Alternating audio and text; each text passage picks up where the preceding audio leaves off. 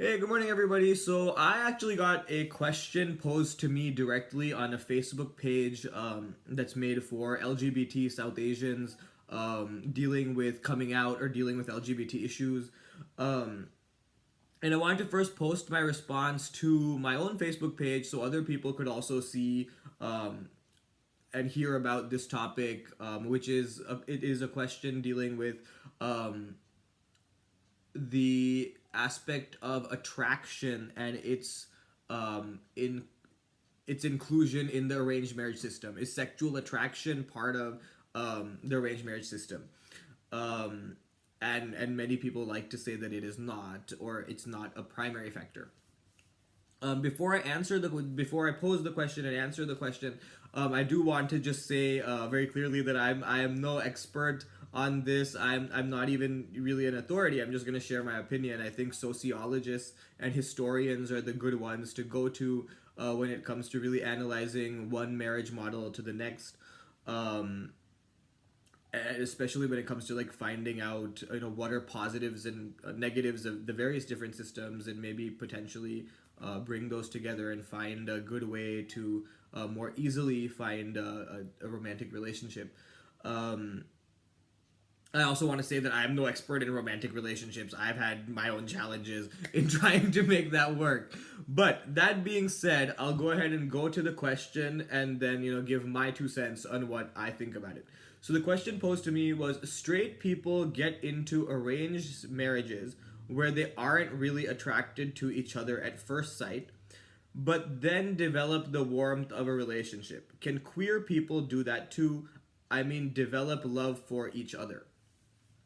And first of all, I have to say that I respectfully disagree with the premise of the question. And this is a friend of mine, so please don't take it personally. I have my own view on this. Um, that straight people get into arranged marriages where they aren't attracted to each other in the arranged marriage setting.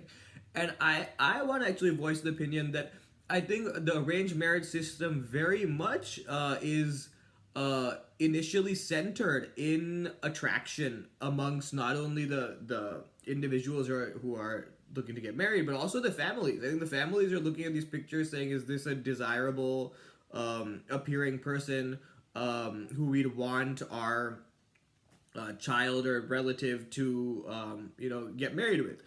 And it's one of these things where for some reason we have this moral kind of fear of like, oh my god, sexual attraction, and I don't think there's anything to feel abnormal about. I think humans are just designed that way. We're visual beings, and we are constantly, when we make any kind of relationship, I mean, romantic relationship or even friendship, or any interaction, we're looking to see relatability in that person's persona, or something about their appearance that makes you feel more at ease going and talking to that person. When it comes to a romantic relationship, that involves many a time, not always, but does involve sex. And if you are going to then engage in sex with that person, you're going to want to be sexually attracted. And there's nothing to be ashamed about in that. That's just a aspect of the human species. And very likely many other species. But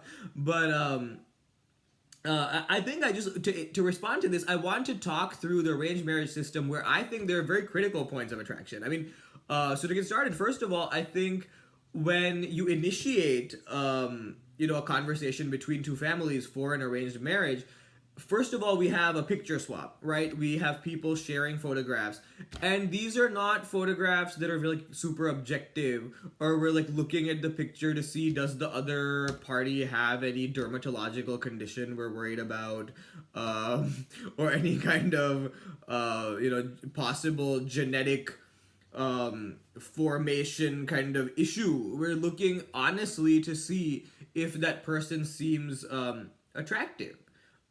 we're trying to see if that person looks like somebody we find desirable and want to pursue a relationship with, not only for the two parties involved, like the husband and the potential husband and wife in this scenario, but even for the families. Do they feel like these would be appropriate people to come together, and do they want to adopt this person into their family? And then if we move past, if you know that portion is cleared, the two individuals who want to get married are saying, okay, you know what, yeah, we like the pictures, and the families are like, okay, this seems like a possibly good arrangement. Then you go to next what's in Marathi known as the Pahanyacha Karyakram or Pahanyacha program. What is that about? I mean, the guy and the girl are going to sit across from each other and see each other in a real life setting and determine if they do in fact have a liking towards each other, and a component of that is sexual attraction. um and you know, they'll sit down, they'll eat, you know, have their pohe, drink their chaha, and they will really look and see if they find something in one another that, you know, attracts them and makes them interested in pursuing the next steps of a relationship. I mean, whether we like it or not, I think humans are we are a very visual species. I mean, we've evolved we have eyes for a reason, and so we're looking to interact with people that we can connect with. So I don't think there's anything wrong with sexual attraction or anything immoral or dirty. It's just one means of relating to another person, and it's one aspect of human interaction, and so I do think it's fundamental to arranged marriage. I do think attraction is a portion of arranged marriage, and another point that I want to make when I, you know, talk to people who are educating themselves in LGBT issues, and some of them, you know, are struggling with the idea of, like, you know, why can't they just, you know, suck it up and go be straight, or why can't they just make it work with the opposite sex? And I think it's important to, first of all, in the straight community, like, accept openly discuss the importance of sexual attraction.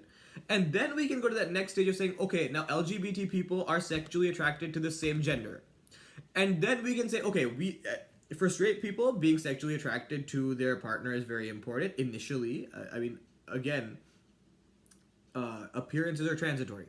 So this is just the first step in developing that relationship. The first step in getting you to talk to each other. Before you can have a married relationship or function together as a couple, you need to first want to talk to each other and start talking. So that's what this sexual attraction is. And but yeah, that being said, for straight people to realize that sexual attraction is very important, and then say, oh, hey, like, my LGBT friend or my lesbian or gay friend is kind of saying the same thing, that I just need to be sexually attracted to or find desirable the person who I'm going to approach for a long-term relationship. So now, in what seems like an 8-minute response to a 3-sentence question, I think that, you know, developing love for each other is very important in the relationship, and it can and will happen if it is long term. Anything that's not based on love for each other is not gonna last. But I think the initial component is sexual attraction, or if not sexual, just some sort of visual attraction towards that person that makes you willing to move forward in a relationship. And I don't think there should be any shame in any of that. I think it's just very human, it's very normal, it's how the species has worked. And it's time that we just talk about it and stop the kind of beating around the bush and the confusion that's developing because people are scared to say it. There's nothing wrong with the word sex. It's just something humans do. I had my own reservations about saying all the things I do now. I mean, take me back 2 years ago, I would have never opened my mouth the way I am.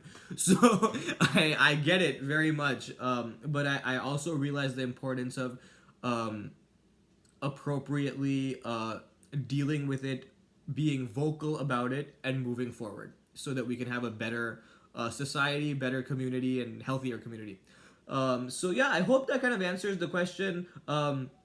And if you disagree with me, absolutely feel free. You can comment on my page or comment on the Facebook page. And everyone has a right to their own opinion. And maybe what I'm saying doesn't jive with you, and that's fine. But yeah, those are my thoughts, and honestly, I'm honored that you even thought of me for this question. And I hope that kind of gave some food for thought. All right, well, great talking to you guys. I'm gonna go get breakfast because my mom is now gone to take care of my new niece. So I have to eat my own breakfast. Anyway, all right, so I'm gonna go eat. Good talking to you guys. See you later. Bye.